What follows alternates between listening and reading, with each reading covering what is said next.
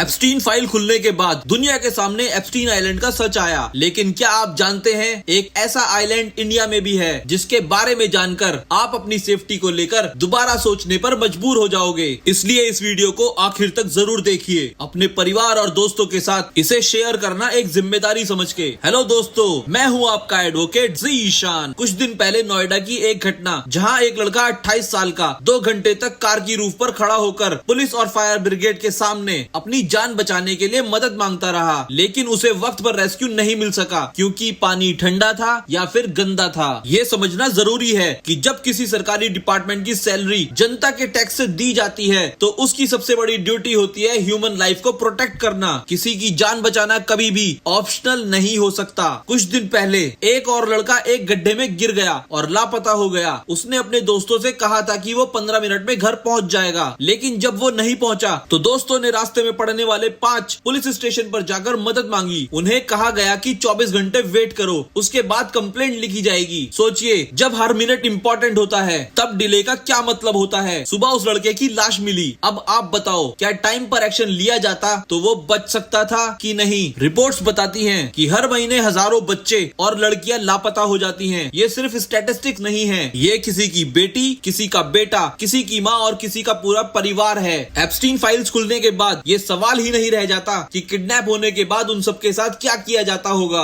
Panic ना करने की बात कहना आसान है, लेकिन जब अपना कोई खो जाए तो उस सिचुएशन में नॉर्मल कैसे रहा जा सकता है। आज जरूरत है कि सिक्योरिटी कैमरास का इस्तेमाल सिर्फ क्राइम होने के बाद फुटेज देखने के लिए नहीं, बल्कि 24 घंटे पुलिस स्टेशन और जगह जगह बनी पुलिस चौकी में रियल टाइम मॉनिटरिंग के लिए हो। अगर किसी कैमरे में कोई सस्पिशियस एक्टिविटी दिखे तो पुलिस बिना डिले के तुरंत पहुंचकर क्राइम होने से पहले ही उसे रोक सके। और अगर फिर भी क्राइम होता है तो अकाउंटेबिलिटी इतनी स्ट्रांग होनी चाहिए कि हर जिम्मेदार व्यक्ति जवाब दे। प्रॉब्लम सिर्फ सिस्टम में नहीं, कभी कभी हमारी सोच में भी होती है। जब मेरे साथ होगा तब देखेंगे। लेकिन एक स्ट्रांग सोसाइटी वही होती है जो दूसरों के लिए भी आवाज उठाती है। दुबई और सऊदी जैसे देशों में सख्त मॉनिटरिंग और लॉ इन्फोर्समेंट की वजह से लोग खुद को सेफ महसूस करते हैं। तो फिर हमारा इंडिया और सेफ क्यों नहीं हो सकता? ये वक्त है जागने का, अपने लिए, अपने परिवार के लिए और अपने देश के लिए। क्राइम, नशा, लूट और किडनैपिंग बढ़ रही है और इन्हें रोकने का सॉल्यूशन तभी मिलेगा जब पब्लिक और सिस्टम दोनों मिलकर काम करेंगे। अपने सुझाव और प्रॉब्लम्स पर वीडियो बनाओ, #क्राइम मिटाओ के साथ मुझे टैग करिए। मैं अपनी स्टोरी पर आपकी प्रॉब्लम्स को शेयर करूंगा। अगर वीडियो नहीं बना सकते तो कमेंट बॉक्स में सिस्टम की कमी और स्ट्रॉन्ग करने का तरीका बताओ और अपने भाई के चैनल को फॉलो करके सपोर्ट कर दीजिए, क्योंकि आपका सपोर्ट ही मेरी स्ट्रेंथ है और मुझे हिम्मत देता है आपकी आवाज बनने की। जय हिंद।